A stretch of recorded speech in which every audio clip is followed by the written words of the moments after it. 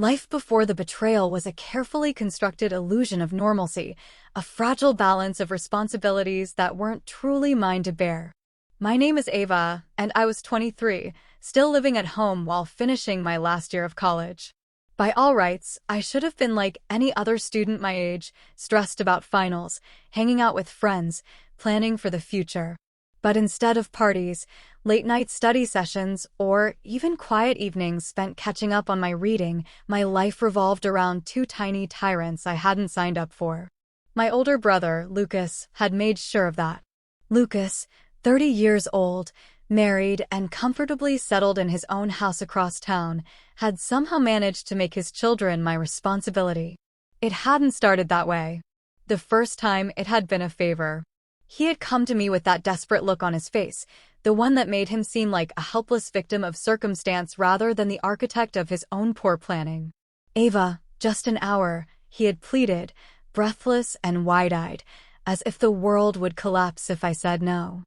"I just need you to watch them for an hour."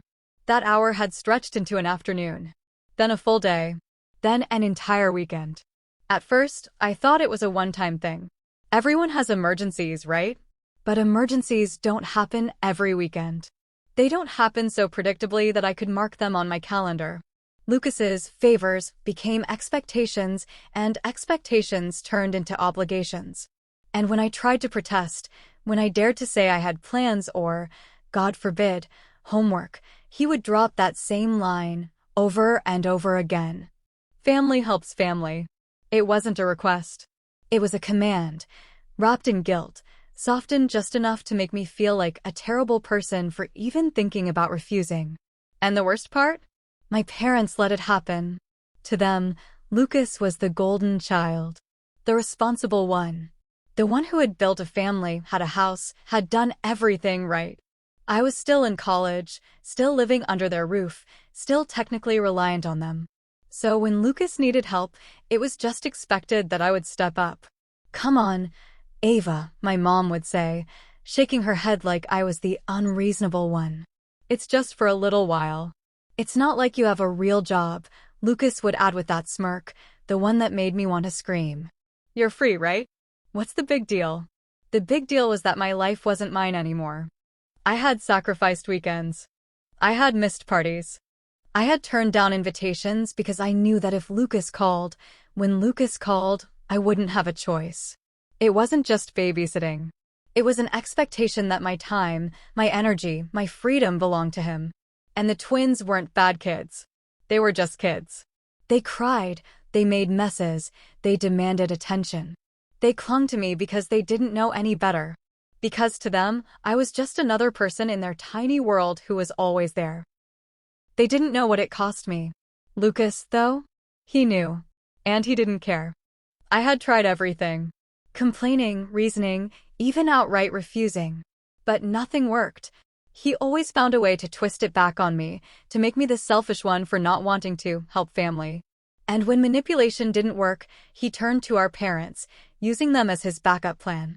"Mom, can you believe Ava is refusing to help? We've been so stressed, and all she does is sit at home." Mom would sigh, give me that disappointed look, and suddenly, I was the villain. Again. So I stopped fighting. I gave in. I told myself it wouldn't be forever. That I just had to make it through this last year of college and then I'd be free. That once I had my degree, once I had a job and my own place, Lucas wouldn't be able to guilt me anymore. But until then, I was trapped. It wasn't just about the babysitting. It was the principle of it all. The fact that my time, my choices, didn't belong to me. That my future wasn't something I got to prioritize. Lucas had a family, and that meant my life had to revolve around it. It didn't matter that I hadn't chosen this. It didn't matter that I had my own dreams, my own plans, my own life waiting for me beyond the walls of this house. To Lucas, I was just the convenient, ever-available babysitter. And I had let it happen for far too long. But that was before the betrayal. Before he crossed a line so severe, so utterly unforgivable, that it shattered whatever fragile sense of duty I had left. Before he stole something from me that I could never get back. Before I finally, truly, reached my breaking point. Because as much as Lucas had controlled my life, As much as he had manipulated and guilt me into putting his needs before my own, I wasn't going to let him take my future. Not anymore. I just didn't know, back then, how far he was willing to go to keep me under his thumb. And how much it would cost him when I finally walked away. It had started so small, just an hour. That was what Lucas had promised the first time. 1 single hour of my time to help him out while he and Melissa ran a quick errand. I was a freshman then, still new to the overwhelming chaos of college life, still adjusting to balancing assignments, social life, and the crushing weight of expectations. When Lucas had shown up at our house, 2 babies in tow, looking panicked and desperate, I hadn't even hesitated. Of course, I'd watch them for an hour. What kind of sister wouldn't? But that hour stretched into 2. Then 3. Then the entire day. At first, I hadn't minded. The twins were just babies, tiny and helpless, and I liked them well enough. But by nightfall, when I finally called Lucas to ask where the hell he was, I was met with an infuriatingly casual, "Oh, we lost track of time. We'll be back soon." Soon had turned into nearly midnight. And when they finally did show up, they didn't even look sorry. "Thanks, Ava," Lucas had said, clapping a hand on my shoulder like I was some employee who had just worked overtime without pay. "You're a lifesaver."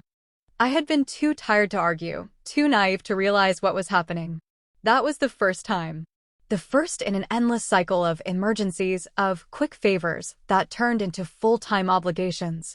The next time, it was a weekend. Then another. By the time I realized what was happening, it was too late. Lucas had successfully embedded himself into my life, turning me into a third parent for his children without me even agreeing to it. The worst part? It wasn't just him anymore. Melissa, his wife, started treating it as normal too. She would drop the twins off without so much as a call, assuming I was free because, well, wasn't I always?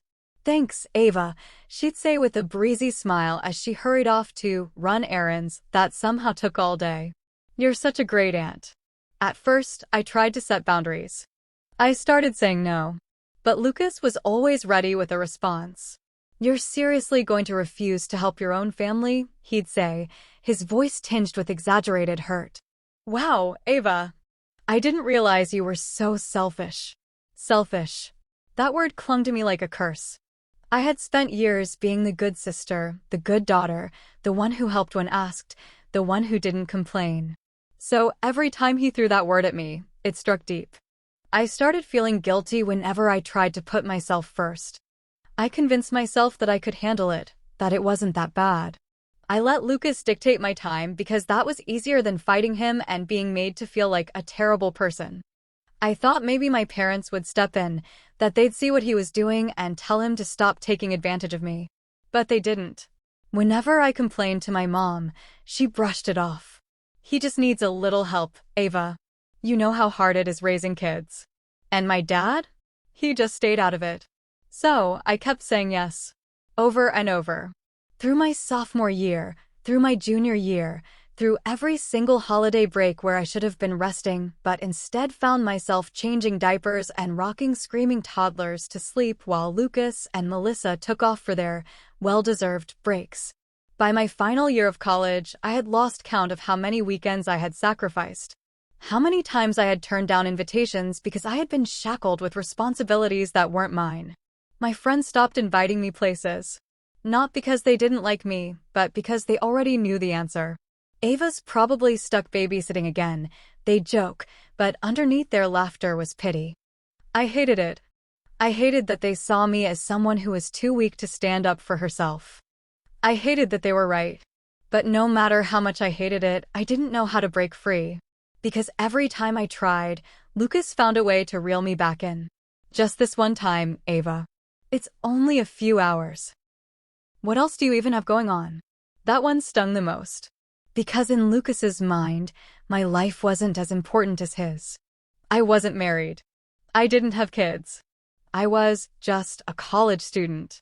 So whatever I wanted, my plans, my ambitions, were nothing compared to his real responsibilities. And if I ever tried to push back? Wow, I guess I know where we stand now. I guess I just won't ask for help ever again. As if he hadn't been using me for years. As if I was the bad guy for finally saying no. And my parents? They never took my side. They never told him to stop. Instead, they told me I should be grateful. That this was what family did for each other. That one day, when I needed help, Lucas would be there for me too. But deep down, I knew the truth. If the roles were reversed, if I were the one who needed something, Lucas would never sacrifice his time for me. Because to him, I wasn't an equal. I was just a convenience. I told myself that once I graduated, things would change. I'd get a job, move out, start fresh. But until then, I was stuck. Trapped in a cycle I couldn't escape. Waiting for the day I could finally say no and actually mean it. Waiting for the moment I could take my life back. And at the time, I didn't know it, but that moment was coming sooner than I thought. Because soon, Lucas was going to push too far. Soon, he was going to cross a line so unforgivable that even my parents couldn't excuse it. Soon, I was going to realize that I wasn't stuck. That I never had been. I had let Lucas control my life because I was too afraid of the consequences of standing up for myself. But when the betrayal came, when he did something so cruel, so selfish that it shattered every last ounce of guilt I had, I was finally going to understand the truth. I wasn't weak. I wasn't powerless. And Lucas? Lucas was about to find out exactly what happened when you pushed someone too far. Graduation was supposed to be my moment of freedom. For years, I had been trapped under Lucas's thumb, suffocated by his never-ending demands, drowning in the expectations he had forced onto me. But that was about to end. I had made it through college despite the constant interruptions, despite the exhaustion, despite the way my life had never truly felt like my own. And now, for the first time in a long time, I had something to look forward to, something just for me. A trip to France. It had been a dream for as long as I could remember. Strolling through Parisian streets, sipping coffee at a quiet cafe, standing beneath the Eiffel Tower as the city lights flickered around me. It was supposed to be my escape, my reward for surviving years of sacrifice. My friends and I had planned it down to the smallest detail: hotels, excursions, every meal we wanted to try, every landmark we wanted to see. We had been talking about it for months, imagining ourselves thousands of miles away, free from responsibilities, from stress, from everything that had weighed us down. And for once, I had the means to go. My grandmother, bless her soul, had gifted me $10,000 as a graduation present. Spend it on something that makes you happy, she had told me, squeezing my hand with that knowing smile. You've given enough of your time to others. She didn't know the full extent of what Lucas had put me through, but she knew enough. And when I told her about the trip, she had nodded in approval. That money was mine. My key to freedom. So, I had done something I had never dared to do before. I put myself first. I booked the flights, reserved the hotels, paid for the experiences I had always dreamed of. For the first time in years, I was doing something for me. Not for Lucas, not for his kids, not for my parents, but for myself. It felt incredible. Until the night of the family dinner. I had been so excited to share the news. We were all seated at the dining table, Mom, Dad, Lucas, Melissa, the twins in their high chairs making a mess of their food. It was supposed to be a normal night, just a casual meal together. But as we ate, I couldn't keep it in any longer. I have some news, I said, my voice bubbling with excitement. I'm going to France next month. For a moment, there was silence. Then my mom beamed. Oh, honey, that's wonderful, she said. I'm so happy for you. My dad gave a small nod, clearly indifferent. But Lucas? His fork clattered against his plate as he stared at me, his expression twisting into something ugly.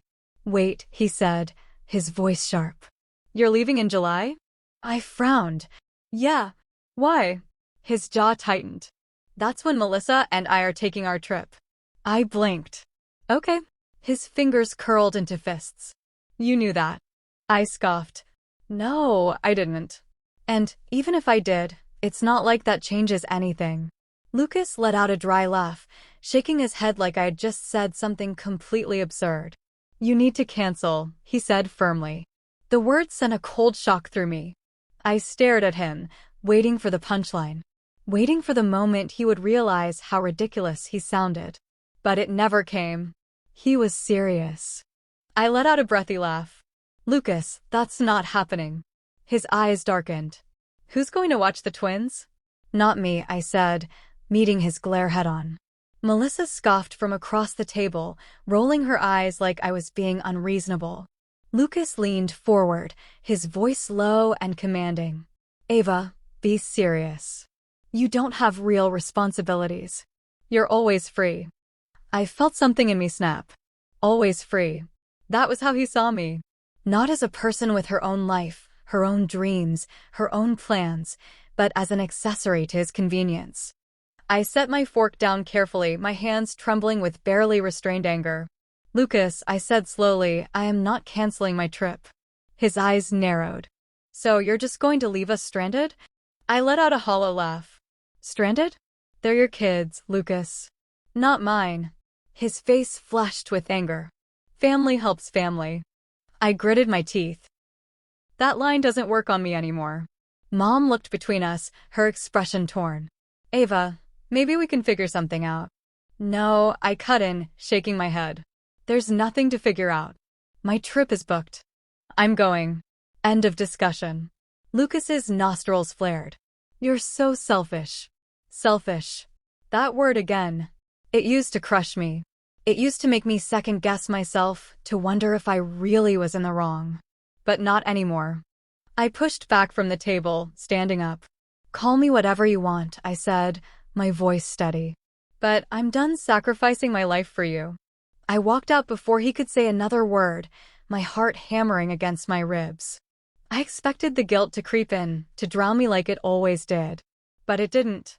For the first time, standing up to Lucas didn't feel like a betrayal. It felt like freedom. I had finally drawn a line. Lucas had spent years manipulating me, controlling me, convincing me that my time wasn't my own. But I had taken it back. And for the first time in a long time, I felt weightless.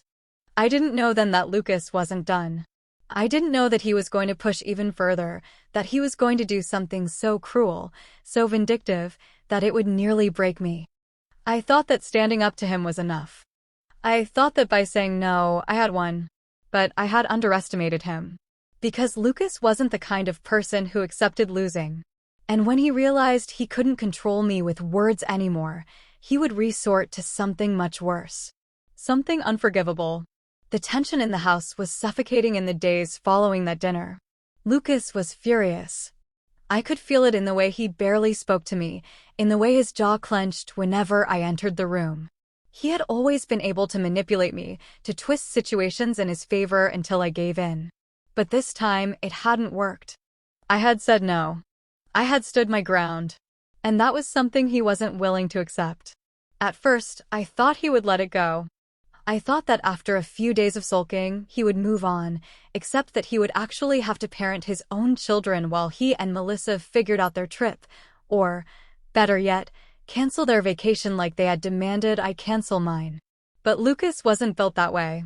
For him, winning was the only option. I should have expected what came next.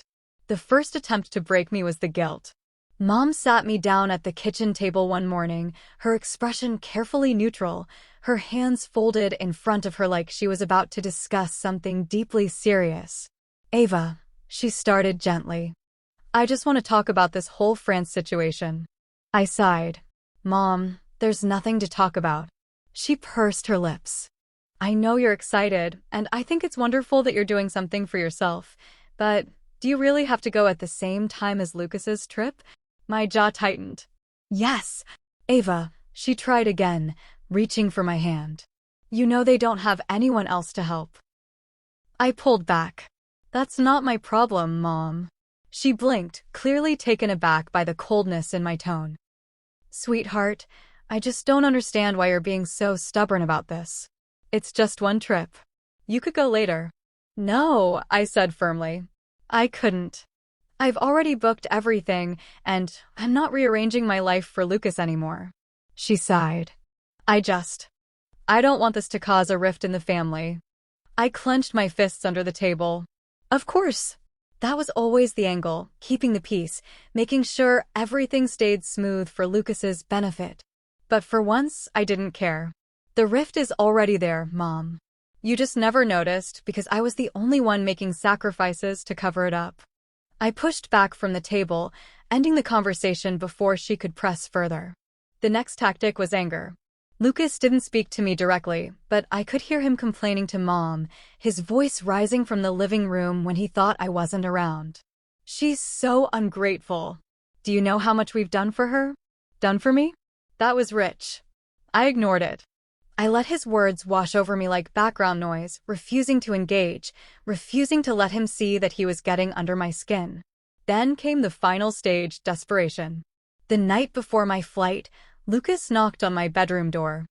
I hesitated before answering, knowing this wasn't going to be a pleasant conversation. But I opened the door anyway, standing in the doorway with my arms crossed. He exhaled sharply, as if trying to rein in his frustration. Ava, can we just talk? We've already talked. No, we fought, he corrected. I don't want things to be like this between us. I raised an eyebrow. Like what? You mean, with me finally standing up for myself? His jaw tightened, but he forced a smile. Come on. Don't be like that. I remained silent, waiting for the real reason he was here. I need you to understand how hard this is for Melissa and me. We don't get time for ourselves, Ava. We don't get breaks. You have no idea how exhausting it is to be a parent. I stared at him, unimpressed. You chose this, I said simply. His nostrils flared. Ava, we're family. You're supposed to help. And I snapped. For years. But not anymore. Lucas stepped closer, his voice lowering. Just cancel this trip. Please. I'm begging you. I laughed bitterly. You're only begging because your manipulation didn't work. His expression darkened. I just don't want to see you make a mistake you'll regret. I tilted my head. That sounds like a threat. He sighed, rubbing his temples. You know what? Fine. Do whatever you want. He turned and walked away. For a moment, I felt relief. But I should have known that Lucas wasn't done. That night, as I finished packing, something didn't feel right. The house was too quiet. I checked my bag 3 times to make sure I had everything, my clothes, my phone charger, my wallet. And then it hit me. My passport. I had left it on my dresser that morning. But now it was gone. Panic surged through me as I tore my room apart, yanking open drawers, digging through my suitcase. I checked my desk, my closet, under my bed. It wasn't there. My stomach dropped. I rushed downstairs, my heart pounding. And that was when I saw it. In the kitchen sink, reduced to charred ashes, was my passport. My breath caught in my throat. And standing beside it, arms crossed, looking utterly smug, was Lucas. No one's going on a trip now, he said, his voice dripping with satisfaction. Now take off my baby's pampers and let's all rest. For a moment, I couldn't move. I couldn't breathe. He had actually done it. He had destroyed my passport. Destroyed my freedom. My hands trembled with rage, my vision blurring as white-hot fury overtook me. I choked out, my voice shaking. You did this. Lucas shrugged. You left me no choice. I lunged forward, but my mom grabbed my arm, holding me back. Ava, please, calm down. Calm down, I shrieked. Do you see what he just did? Lucas just smirked. Guess you'll be home this summer after all. My fists clenched. I swear to God, Lucas, I will never forgive you for this. He scoffed. Don't be dramatic. Melissa walked in, looking far too pleased. Oh, Ava, you can always go another time. It's not the end of the world. My nails dug into my palms so hard I thought they'd draw blood. I turned on my parents. And you're just going to let him get away with this? Mom looked helpless. Dad said nothing. Of course they wouldn't do anything. Because Lucas always won. Except this time, he hadn't. Because in that moment, as I stared at the remains of my passport, I made a decision. Lucas thought he had trapped me. That he had taken away my choice. But he had underestimated me. Because I was done playing by his rules. And by the time he woke up the next morning, I would be gone. I didn't sleep that night. Not because of exhaustion or nerves, but because the fire of my rage burned too hot, too consuming, to let me rest. Every time I closed my eyes, all I could see was the smug expression on Lucas's face, the way he stood there as my passport burned, arms crossed like a dictator who had just won a battle. But he hadn't won. He thought he had. He thought I would break, that I would crumble under the weight of this betrayal and obediently fall back into my role as his personal babysitter. That I would sit there, humiliated and helpless, while he and Melissa went off on their perfectly planned vacation. But he didn't know me as well as he thought he did. Lucas had spent years twisting my emotions, making me feel guilty, trapping me in this never-ending cycle of sacrifice. But this time, he had gone too far. And I wasn't going to take it anymore. I waited until the house was quiet. Until Lucas and Melissa had gone home. Until my parents had retreated to their bedroom, too exhausted from the evening's chaos to suspect anything. Then, silently, methodically, I packed.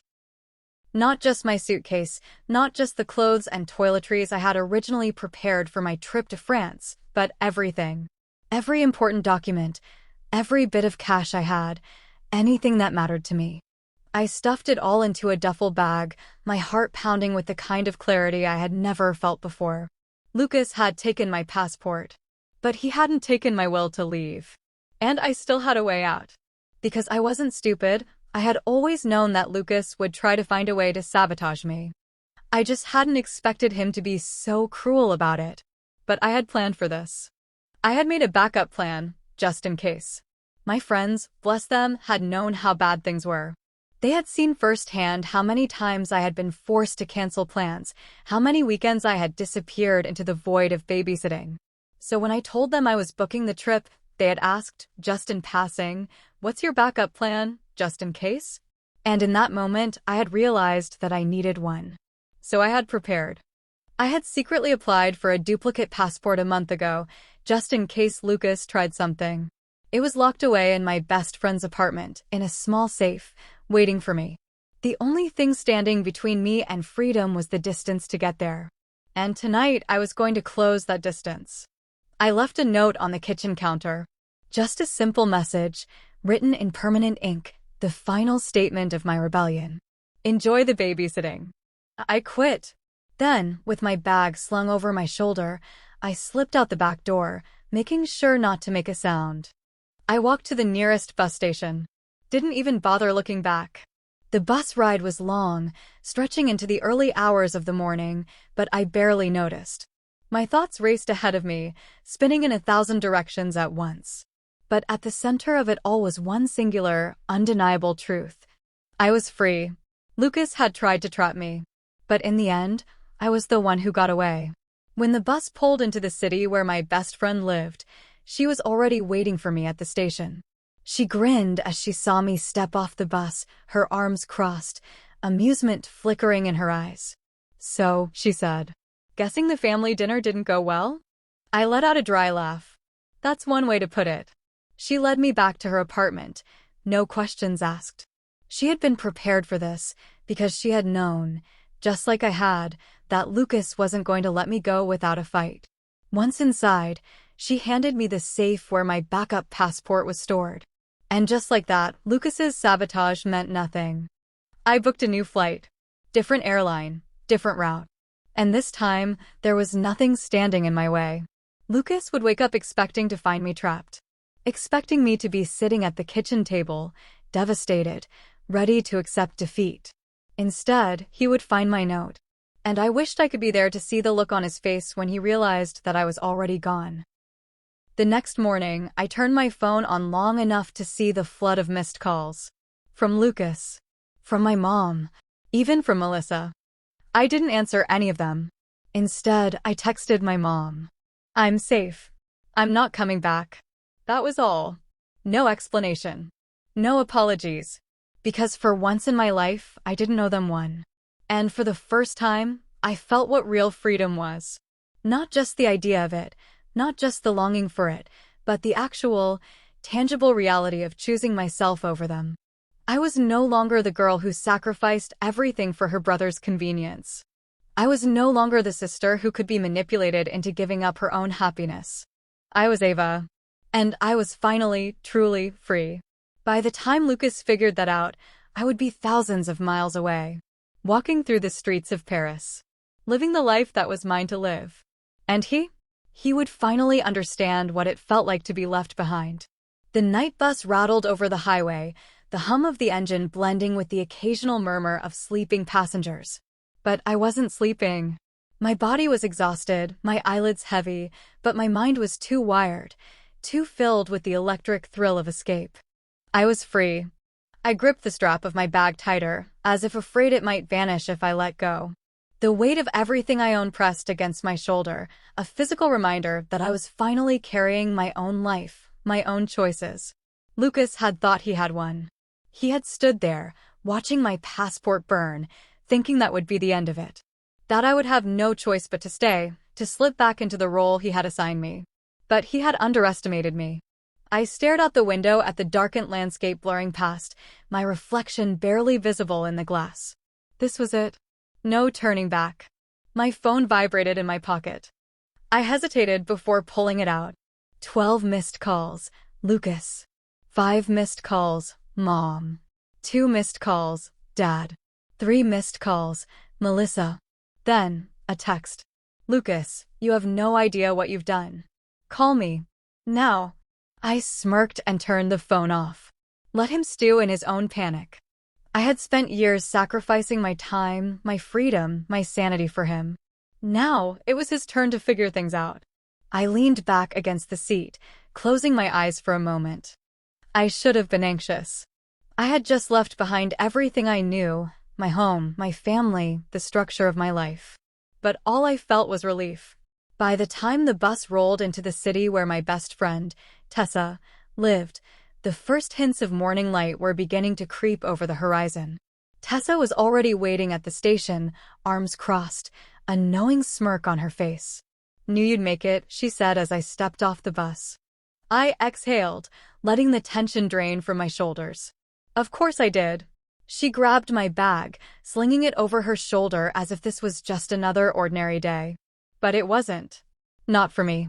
We took the subway back to her apartment, moving through the city streets with the kind of ease I had always envied. You sure you're okay?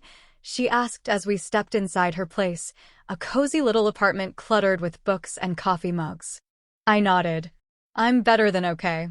She studied me for a moment before tossing my bag onto the couch. Well, in that case, let's get you out of here before Lucas sends a search party. She wasn't wrong. My phone, which I had turned back on briefly, was still lighting up with missed calls. Lucas was losing it.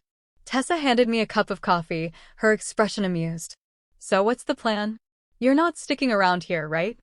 I shook my head. No way. I need to get out of the country as soon as possible. She grinned. Good. Because your backup passport is right where we left it. Relief flooded through me. I had applied for the duplicate months ago, keeping it hidden just in case. Tessa disappeared into her bedroom and returned with the small safe where it was locked away. With shaking hands, I entered the code and pulled out the pristine blue booklet. My golden ticket. I ran my fingers over the cover, feeling a surge of triumph. Lucas had thought he had destroyed my only way out. But I had outmaneuvered him. Tessa plopped onto the couch beside me. So when's your new flight? Tomorrow morning, I said. Different airline. Lucas won't be able to track it. She nodded approvingly. Smart. You sure he won't try something else? I scoffed. What's he gonna do? Call airport security and say his little sister isn't allowed to leave the country. Tessa laughed. Honestly, wouldn't put it past him. Neither would I. But it didn't matter. Because this time, he couldn't stop me. I spent the rest of the day finalizing my escape plan. Tessa helped me rebook my accommodations in Paris, ensuring that nothing about my trip remained the same as my original plans, just in case Lucas got the bright idea to track me down. By nightfall, everything was set. I was leaving. For real, this time. Tessa insisted on driving me to the airport at sunrise. As we pulled up to the terminal, she gave me a long, hard look. You know you don't have to come back, right? I gripped the handle of my suitcase. I know. And I meant it. For years, I had believed that I was stuck. That I had no choice but to endure whatever Lucas threw at me. that my life belonged to everyone but me. But that wasn't true. I had always had the power to leave. I had just been too afraid to take it.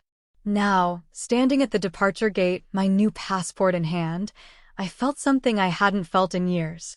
Hope. I took one last breath, savoring the moment. Then, without hesitation, I stepped forward, leaving behind everything that had ever held me back. By the time Lucas realized he had lost, I would be thousands of miles away, living my life on my own terms. The morning sun cast a golden glow over the airport as I walked through the terminal, my suitcase rolling behind me, my heartbeat steady. I had made it. Every step I took felt lighter, as if I were shedding the years of guilt and obligation with every stride. Tessa had dropped me off with a grin and a simple, "Don't look back." I didn't plan to. I had checked in with no issues. Lucas had no way of interfering now. My duplicate passport worked perfectly, my boarding pass was in hand, and my flight was set to leave in a few hours. The security line moved quickly, and before I knew it, I was past the final checkpoint. There was no turning back. I sat near my gate, sipping a coffee, waiting to board when my phone vibrated again. I almost ignored it, but curiosity won. I turned it on, bracing myself for the flood of messages. Lucas, 23 missed calls, 10 voicemails, 12 texts. Mom, 8 missed calls, 3 texts. Dad, 2 missed calls, 1 text. Melissa, 5 missed calls, 1 text. I exhaled slowly, bracing myself. Lucas's messages started out angry. Lucas, what the hell do you think you're doing?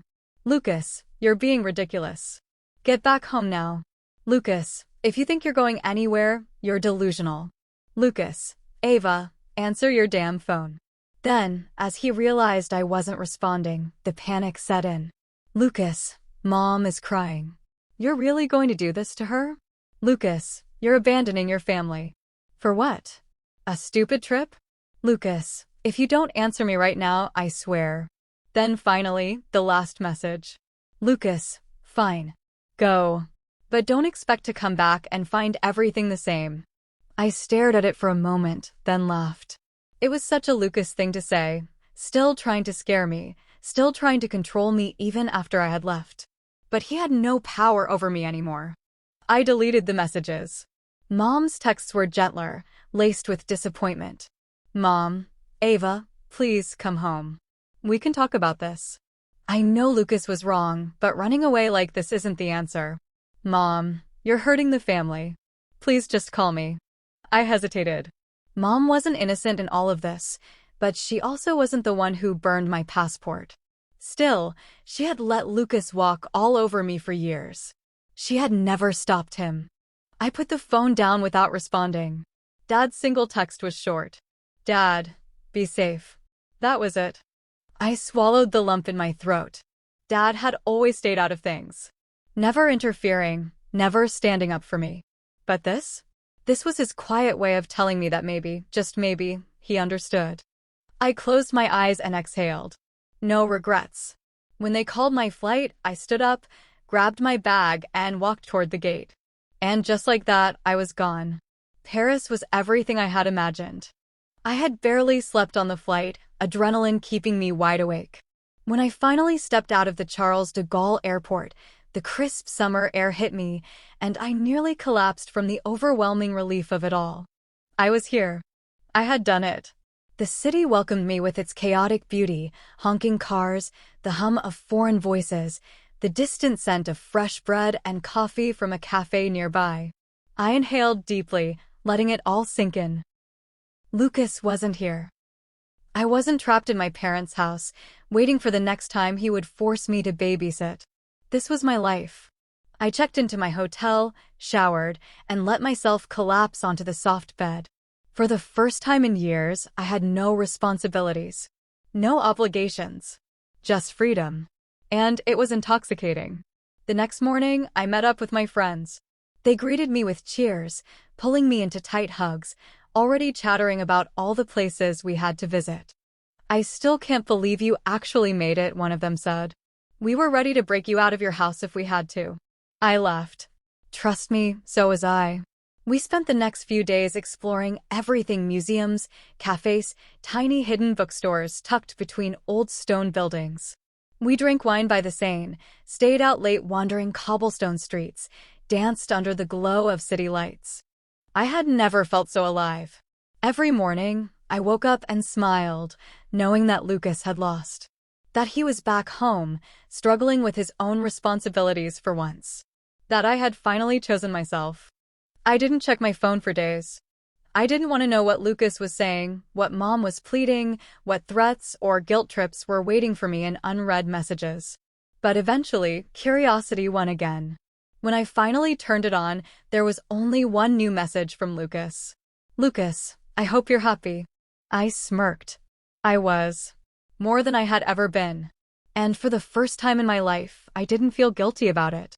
Back home, Lucas's world was falling apart. I knew this without needing to hear a single word from him. I could picture it perfectly, him and Melissa, frantic, exhausted, overwhelmed by the reality of actually parenting their own children. For years, Lucas had treated me like a built-in safety net. I had been his fallback, his last-minute solution, his convenient escape from responsibility. And now, for the first time, that net was gone. And he was free-falling. I imagined the moment he had woken up the morning after I left, expecting to see me trapped in the house, defeated and humiliated. Instead, he had found my note. "Enjoy the babysitting." I quit. I wished I could have seen his face. It must have taken him all of 2 seconds to realize what had happened, to realize that I was actually gone. No trace, no warning, no last-minute chance to manipulate me into staying. I could imagine the panic that must have followed. The frantic calls, the anger, the realization that his perfectly planned vacation was crumbling around him. Because, without me, there was no vacation. He had assumed I would have no choice but to cancel my trip. That I would stay behind, looking after his kids while he and Melissa jetted off on their little getaway. Instead, I had beaten him at his own game. And now, he had to deal with the fallout. I didn't hear about it right away. I had ignored my phone for the first few days in Paris, losing myself in the sheer joy of freedom. Every moment felt like a small rebellion. Waking up without an obligation to anyone but myself, wandering the city at my own pace, making decisions based solely on what I wanted. I had spent years making sacrifices for Lucas. Now, I was the only person I had to take care of. And it felt incredible. It wasn't until a few days in, when the initial euphoria of escape had settled into something steadier, something permanent, that I finally checked my messages. Lucas had stopped calling. Which meant one thing: he had finally given up. But Mom was still trying. Her messages had shifted from concern to disappointment. "Mom, I just don't understand why you had to do this. Mom, you could have handled this differently, Ava. This didn't have to be so dramatic. Mom, your brother is struggling. Is that really what you wanted?" I stared at the screen, feeling nothing. I should have felt guilt. A year ago, maybe even a few months ago, I would have agonized over these messages, replayed them in my mind, let them eat away at me. But now, all I felt was the quiet certainty that I had made the right choice. Because here's what Mom still didn't understand. Lucas's struggles weren't my problem. They had never been my problem. I had spent years breaking myself apart for his convenience. And the moment I decided to stop, the moment I finally put myself first, he had resorted to burning my passport to keep me trapped. That wasn't the action of a brother who loved me. That was the action of someone who saw me as nothing more than a tool. And now that his tool was gone, he was finally realizing how much he had relied on it. I didn't reply to Mom. I didn't tell her what she clearly wanted to hear, that I felt bad, that I regretted leaving, that I wished I had done things differently. Because I didn't. And for the first time, I wasn't going to apologize for it. Instead, I turned my phone off, slipped it into my bag, and went out to explore the city. I wasn't thinking about Lucas anymore. I was thinking about me. A few weeks later, I got a call from Dad. I almost didn't answer. But something in me, the part that had always held out hope that he saw things differently than Mom and Lucas, made me pick up. His voice was calm, steady. "Hey, kid," he said. How's Paris? I hesitated. It's amazing. A pause. Then, good. He didn't ask me to come home. He didn't guilt-trip me. Instead, after another beat of silence, he said, Lucas's trip was a disaster. I smirked, settling onto the hotel balcony. Oh! Dad let out a dry chuckle. They didn't even make it out of the city. The twins threw a tantrum at the airport, and when Lucas realized you actually weren't coming back, they canceled everything. I leaned back in my chair, staring out at the Paris skyline. So he finally had to deal with his own life. Yep. There was something in Dad's voice, something I had never heard before. Not disappointment. Not anger. Something closer to respect. And that was when I realized he did understand. He just hadn't known how to say it. I didn't say anything for a while. Then, finally, Mom's still mad. Dad sighed. She'll come around. I doubted that. But I didn't care. Because for once, I didn't need her approval. I had given up too much of my life trying to keep everyone else happy. Now? I was finally choosing myself. And I wasn't looking back. The sound of my suitcase wheels clicking against the smooth airport floor was the only thing grounding me in the moment. As I approached the gate, ticket in hand, a strange sensation washed over me, something lighter, something freer than anything I had ever felt before. This was it. I was really doing this. My trip had stretched longer than I originally planned, evolving from a short post-graduation vacation into something else entirely, a new beginning. After my weeks in France, I had extended my stay, hopping from country to country, exploring cities I had only ever seen in pictures. I had walked the streets of Rome, stood in awe before the Colosseum, lost myself in the beauty of Barcelona, and watched the sun set over the canals of Amsterdam. Everywhere I went, I found a little piece of myself that I had forgotten. The Ava I used to be, the one who had been tethered to obligations that weren't hers, who had been weighed down by guilt and expectations, felt like a distant memory now. I wasn't that girl anymore. I had let her go. And in her place, I had become someone new. Someone lighter. Someone who had tasted true freedom and refused to let it go. But now it was time to go home. Not because I had to. Because I chose to. As I settled into my seat on the plane, I turned my phone back on for the first time in days. It buzzed instantly with a flood of messages, most of them unimportant. But one caught my attention. A simple text from my dad. Dad, let me know when you land. I'll pick you up. I stared at the screen for a long moment, surprised. Dad never picked me up from the airport. That had always been Mom's job, or, more often, Lucas's. But maybe things had changed. Maybe I had changed enough to finally see the parts of my family that weren't so black and white. I responded with a quick okay. Then, with a deep breath, I leaned back against my seat, closed my eyes, and let myself relax as the plane took off, carrying me back to the life I had left behind. The airport was just as chaotic as I remembered, rushed travelers, beeping intercom announcements, the smell of overpriced coffee drifting through the terminal. But something was different this time. I wasn't dreading my return. I wasn't carrying the weight of an obligation I hadn't asked for.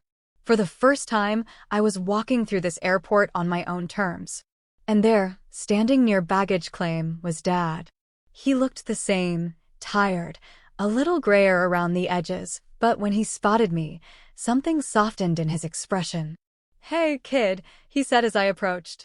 Hey, Dad. He took my suitcase without a word, rolling it toward the exit. As we walked through the parking lot, he finally broke the silence. Your mother wanted to come. I raised an eyebrow. But, he sighed. I told her to give you some space. I blinked, genuinely surprised. Why? He shrugged, unlocking the car. Because I figured you probably weren't ready to deal with her yet. That was unexpectedly considerate. For most of my life, Dad had been the silent one, the neutral one. He never interfered in the fights between Lucas and me. Never took a side. But this was different. This was him choosing to acknowledge that I had been wronged. And I wasn't sure how to feel about it. We drove in silence for a while, the familiar streets passing by like old memories. It wasn't until we were almost home that he finally spoke again. Lucas is pissed, he said casually, as if he were commenting on the weather. I let out a short laugh. Good. Dad smirked but didn't say anything. Let me guess, I said, crossing my arms. He's mad because I didn't come crawling back? Pretty much. I shook my head, staring out the window. Lucas had always believed that I would come back. That I had to come back. But he didn't know me anymore. Dad pulled into the driveway, cutting the engine. You want me to come in with you? He asked. I hesitated. I had been dreading this moment, walking into that house, facing Mom, dealing with whatever mess Lucas had left in his wake. But I wasn't afraid. Not anymore. I had spent too long running from my family, from their expectations, from the suffocating weight of it all. Now, it was time to face them. On my terms. I shook my head. No. I got this. Dad nodded once, then patted my shoulder before heading inside. I took a deep breath, grabbed my suitcase, and followed. Mom was in the kitchen when I walked in, her back turned as she stirred something on the stove.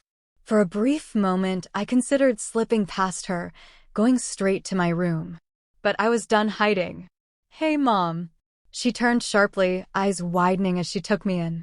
For a second, she looked relieved, like she had been afraid I wouldn't come back at all.